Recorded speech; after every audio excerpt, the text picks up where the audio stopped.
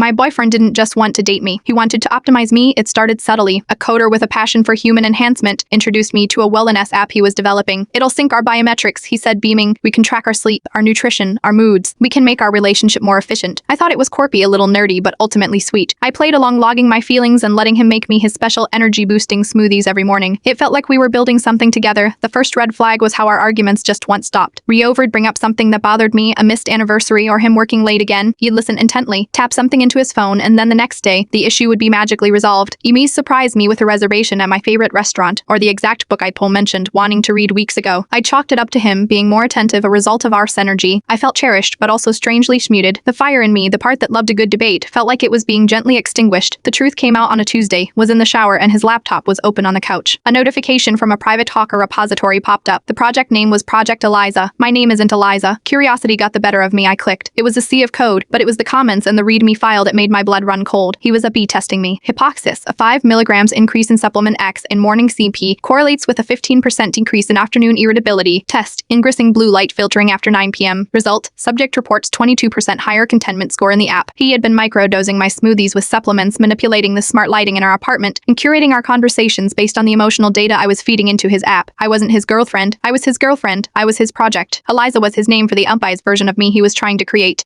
The worst part was a note from last week. Eliza protocol showing 87% success rate. Subject is now consistently docile and affectionate, ready to scale. I felt a wave of nausea. Every tender moment, every thoughtful gesture for the past 6 months was a lie. It wasn't love. It was an algorithm. I wanted to smash his laptop. I wanted to scream. But as I stared at the lines of cold, logical code, a different feeling washed over me. Rage. A cold, clear, and highly efficient rage. He wanted to scale fine. I'd give him data like he'd never seen before. The next morning, I started my own project. I flushed his special supplements down the toilet and replaced them with simple vitamin C. In the app, I logged my mood as ecstatic, blissful, and utterly in love. I praised his efficiency, his brilliant mind, his thoughtful gestures. I became the perfect Eliza. I was a living, breathing testament to his success. While he was busy admiring his work, I was busy with my own. He had taught me so much about efficiency after all. I wrote a simple script. It started small, skimming pennies from his various crypto accounts and routing them through a series of tumblers into an anonymous wallet I controlled. It was just a little portfolio optimization. The end came a month later. He sat me down on the couch, his laptop open between us. He had charts, graphs, a full presentation on how he had successfully perfected our love. Look at this, he said, pointing to a graph showing my reported happiness skyrocketing. I told you we could engineer a better relationship, babe. I have to love. I smiled, the perfect docile smile of his creation.